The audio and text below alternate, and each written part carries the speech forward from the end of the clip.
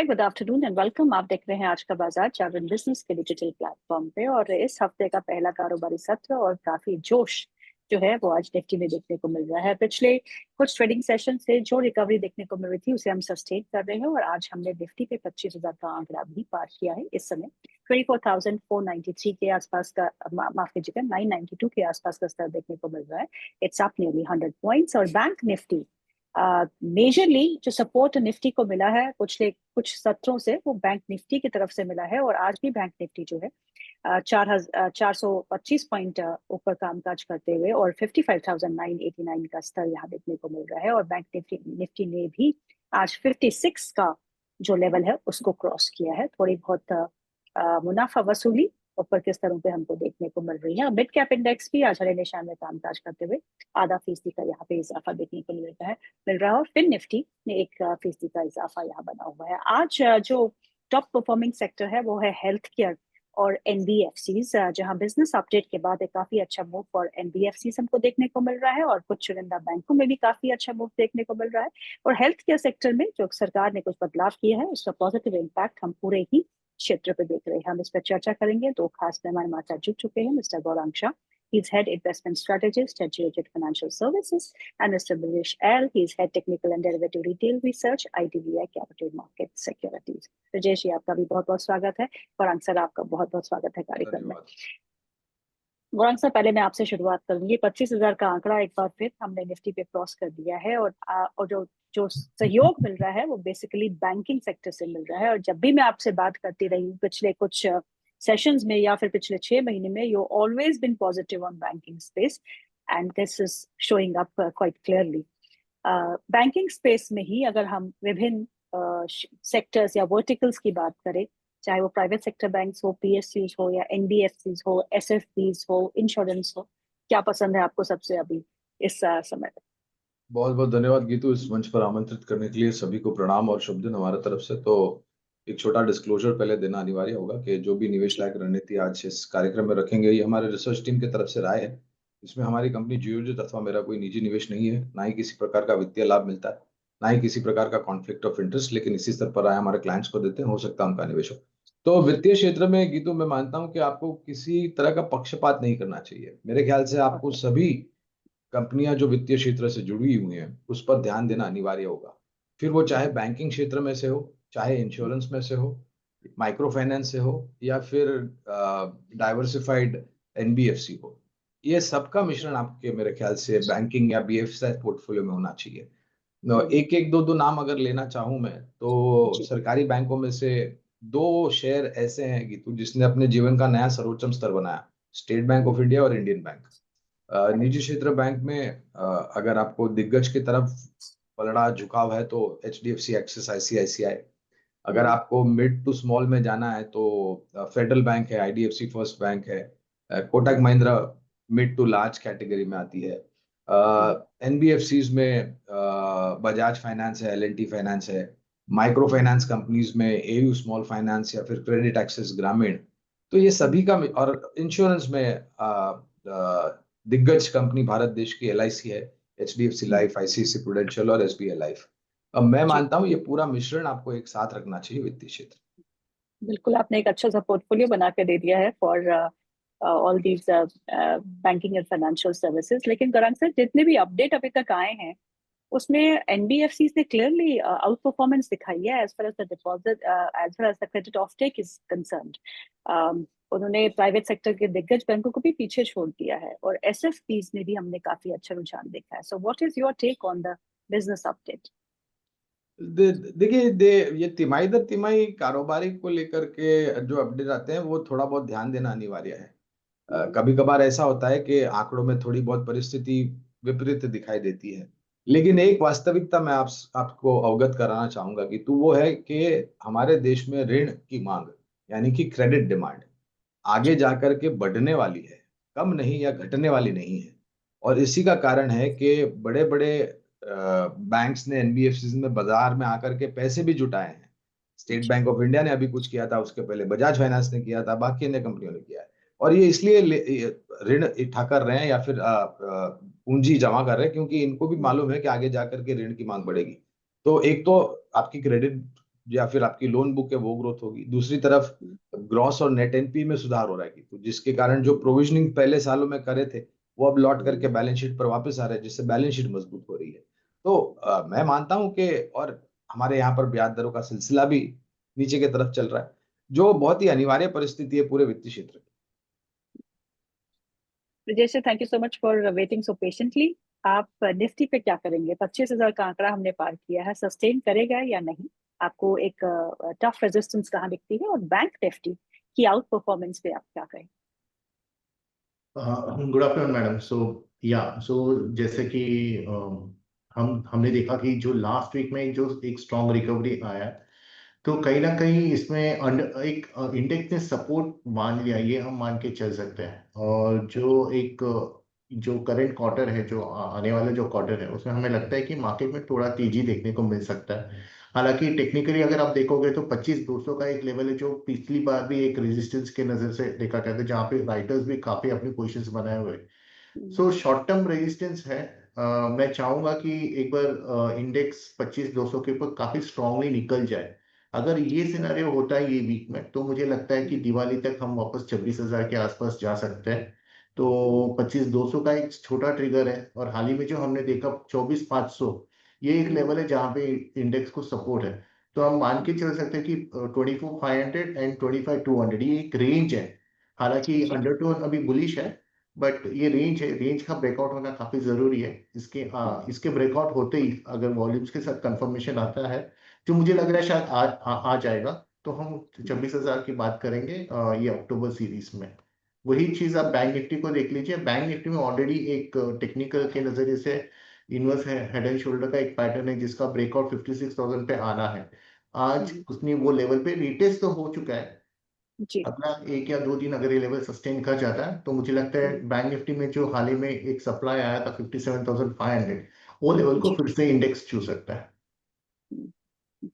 आज Nifty Bank के gainers में एयू बैंक सबसे ऊपर है, 2% का इजाफा। Axis, IDFC First Bank, Kotak Mahindra Bank, BOB, HDFC Bank, Canara Bank, ये सब आज अच्छी खासी मजबूती के लेके लेके कामकाज करते हुए। और आज निफ्टी 50 के गेनर्स को देखिए तो वहां सबसे ऊपर है मैक्स हेल्थ केयर, आज 4.5% का इजाफा देखने को मिल रहा है। अपोलो हॉस्पिटल्स 2.25% ऊपर है। फोर्टिस में करीबन 6% का इजाफा देखने को मिल रहा है। और इसके पीछे खबर ये है कि गवर्नमेंट ने जो CGHS के तहत पैकेज है उसको 2,000 प्रोसीजर्स के लिए रिवाइज किया है। और रिविजन कितना हुआ है? 25% अपवर्ड रिविजन हुआ है। यानी कि कुछ एनालिस्ट का ये मानना है कि 2.5% रेवेन्यू लिफ्ट होगा और 10% एबिटा ग्रोथ देखने को मिल सकती है। इसके की बेनिफिशरीज वो हॉस्पिटल्स होंगी जिनका हाई एक्सपोजर है गवर्नमेंट स्कीम्स में।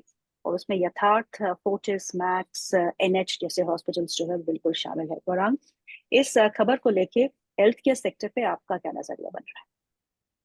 हमने इस क्षेत्र पर भी पहले चर्चा की है, और मैंने बताया था कि आप फार्मा, हेल्थ केयर और डायग्नोस्टिक, ये तीनों का जी। मिश्रण रखें, क्योंकि एक दूसरे से जुड़े हुए हैं बहुत ही करीब से। और ये जो परिवर्तन हुआ है मेडिकल प्रोसीजर रेट्स में, उसको लेकर के मेरे ख्याल से कुछ कंपनियां जो कि चिकित्सा या फिर हेल्थ केयर से जुड़ी हुई हैं, उनको एक सकारात्मक परिस्थिति आते हुए दिखेगी। हमारी खरीदारी की राय Apollo Hospitals, Max Health Care और फोर्टिस हेल्थ केयर, ये तीन पर लंबी अवधि के लिए राय है निवेश करने की। जैसे फोर्टिस की बात करते हैं, और फोर्टिस में 6% का इजाफा देखने को मिल रहा है। खबर ये जो मैंने बताई, जो बदलाव हुए हैं उसको लेके भी है। और दूसरा कि IHH का जो ओपन ऑफर है उसको सेबी की तरफ से मंजूरी मिल गई है 7 साल बाद। तो फाइनली जो है, जो वेट इतने समय से हो रहा था वो अब देखने को मिल रहा है। और फोर्टिस इस समय डे हाई पे कामकाज करते हुए क्या करना चाहिए स्टॉक? मुझे लगता है कि मैडम ये जो मोमेंटम है, जो जिस हिसाब से एक स्ट्रक्चरली जो ब्रेकआउट है ऑल टाइम हाई की तरफ जो ये ट्रेड कर रहा है, ये मोमेंटम और बारी मीन्स ये कंटिन्यू होता हुआ नजर आ रहा है। आज का जो ओके। एक 7% का जो एक गेन है, और मुझे लगता है कि और 7 to 10% का गेन, और यहाँ से मुझे कहीं कहीं ना कहीं 1150 से लेके 1200 तक का एक मोमेंटम मुझे ये कंटिन्यू लग रहा है। स्ट्रेंथ आया है, आज प्राइस में भी आया है, वॉल्यूम्स में भी आया है। और जो हमारे जो टेक्निकल इंडिकेटर्स होते हैं, उसमें भी वो मुझे लग रहा है कि एक फ्रेश ब्रेकआउट दे रहा है। हालांकि हम इसमें फ्रेश बाइंग करना थोड़ा मुश्किल होगा क्योंकि स्टॉप लॉस नहीं यहाँ पे, लेकिन जिनके Right. पोजिशंस है वो डेफिनेटली होल्ड करें इसको। हम्म, 1150 या 1200 के लेवल पे आप देखेंगे आने वाले दिनों में। हम्म। जैसे आप एनबीएफसीज को देखिएगा, Shriram finance, Bajaj twins, Bajaj finance, Bajaj Finserv, ये स्टॉक्स में काफी अच्छी तेजी है। श्रीराम फाइनेंस करीबन 3.5 अब 4% ऊपर हो चुका है। बजाज फाइनेंस में करीबन 3% का इजाफा है। बजाज फिनसर्व भी ऊपर है। इन सब में से कोई स्टॉक पसंद है आपको? ये काफी सारे लाइक जो हमारे कंपनी में लाइक श्रीराम फाइनेंस और चोला में हम ऑलरेडी इसको बाय रिकमेंडेशंस दे रहे हैं। श्रीराम की अगर स्पेसिफिक बात करें तो हमें लगता है कि ये 850 जो इसका एक हम्म, मल्टीपल रेजिस्टेंस है ये वापस छू सकता है। तो स्लो एंड स्टडी अगले 1 या 2 क्वार्टर में हम सरप्राइज नहीं रहेंगे अगर इसको 850 के आसपास देखते तो ये अंडरटोन काफी बुलिश है।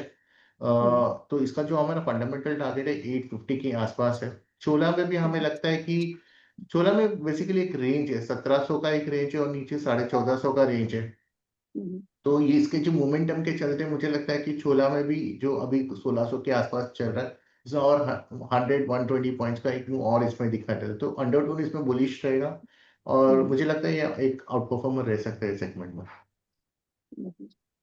एफएमसीजी की बात कर लेते हैं, जहां हमको सबसे ज्यादा उम्मीद थी कि एफएमसीजी सेक्टर अच्छा करेगा पोस्ट द जीएसटी रैशनलाइजेशन। वहां पे ऐसे FMCG is lying very low, क्योंकि बिल्कुल सही है कि कुछ क्वार्टर्स लगेंगे वॉल्यूम ग्रोथ को पिकअप करने में और उनके बैलेंस शीट पे रिफ्लेक्ट करने में, और क्योंकि वो बहुत कम मार्जिन्स पे काम करते हैं, वो भी एक दिक्कत बनी हुई है। लेकिन इनके बिजनेस अपडेट को देखते हुए गौरान सर, आप क्या मानते हैं कि ये क्वार्टर भी थोड़ा बहुत म्यूटेड ही रहने वाला है, या आपकी इस समय एफएमसीजी, प्योर एफएमसीजी प्लेस पे क्या राय बन रही तो देखिए कि तो जो जीएसटी में बदलाव किया गया है उसका रुझान आपको ये महीने नवंबर दिसंबर और आने वाली तिमाहियों में दिखेगा।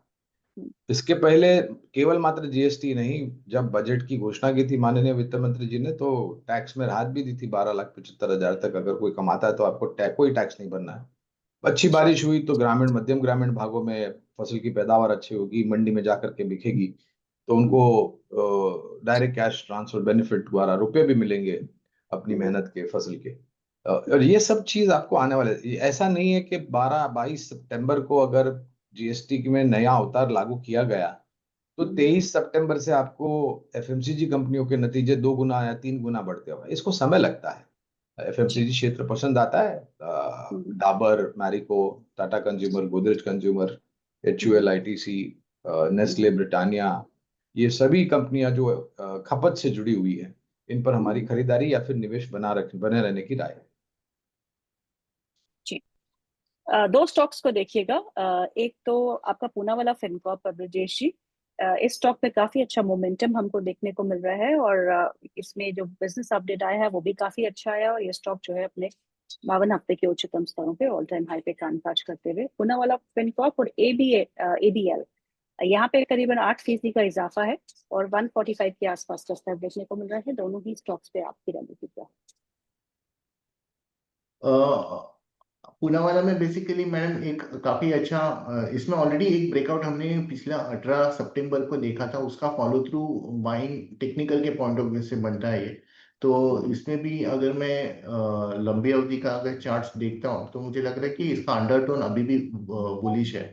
सो इसमें हमने ये ऑब्जर्व किया है कि जो 500 का एक लेवल है वो काफी स्ट्रॉन्ग रेजिस्टेंस हुआ करता था जिसके ऊपर अभी ये ट्रेड कर रहा है। सो जब तक ये स्टॉक 500 के ऊपर सस्टेन कर रहे हैं तो मुझे लग रहा है कि ये अंडरटोन बुलिश ही रहेगा। और जो मैं जो देख रहा हूँ ये वीकली के टाइम फ्रेम में एक राउंडिंग का स्ट्रक्चर देख रहा हूँ जिसका टारगेट कम से कम 200-250 पॉइंट यहाँ से बनता है। तो अगर आने वाले दिनों में अगर इसकी बात करें तो 700 750 के आसपास इसका व्यू बनता है। पुणे वाला फिनकॉर्प में हो सकता है कि साल 1.5 साल का टाइम लग सकता है क्योंकि काफी बड़ा कंसोलिडेशन ब्रेकआउट देखने को मिला है। बट डेफिनेटली अंडरटोन बुलिश रहेगा। अगर बाई एनी चांस 500 के नीचे कभी क्लोज आता है और वहां पे वॉल्यूम्स आते हैं तो ही कॉशियस व्यू लेंगे, नहीं तो 500 के स्टॉप लॉस से मुझे लगता है इसमें लॉन्ग रह सकते हैं। और दूसरा स्टॉक मैंने आपने ABB. Aditya Birla lifestyle brands, ABLB। Okay या सो आई थिंक इसमें भी जो अंडरटोन है वो थोड़ा सा जो नेगेटिव था उससे उसके चलते अभी थोड़ा सा इसमें बाउंस बैक देखने को मिला है। आज गैप अप के चलते इसमें 150 का एक रेजिस्टेंस है मैडम। अगर ये आने वाले दिन में 150 152 का लेवल क्लियर करता है तो और थोड़ा बाउंस बैक आ सकता है, लेकिन इसमें फ्रेश एंट्री करना है कि नहीं करना थोड़ा मुश्किल होगा, क्योंकि डेटा बहुत लिमिटेड है और अभी भी इसमें जो ट्रेंड है वो अभी भी थोड़ा सा कॉशियस व्यू लेके ही चलेंगे, क्योंकि अगर ये निकलता भी है तो 155 160 के आसपास इसको सप्लाई है, तो फ्रेश बाइंग तो नहीं करेंगे। मेरी ये सलाह रहेगी कि अगर 155 दिखता है तो फिर एक प्रॉफिट मान दें यहाँ पे। हम्म, बिल्कुल क्योंकि टेक्निकल चार्ट्स पे तो आज ही एक अच्छा मोमेंटम इसमें आया हुआ है। आदित्य बिरला लाइफस्टाइल ब्रांड्स में खबर ये है कि 11% ये स्टॉक अप था और करीब करीब 6% इक्विटी ने हाथ बदले हैं और 7.24 करोड़ के आसपास के shares they have changed hands, block deal हुई है, जिसके चलते हुए आज हमने एक अच्छा रुझान जो है वो इस स्टॉक में देखा है।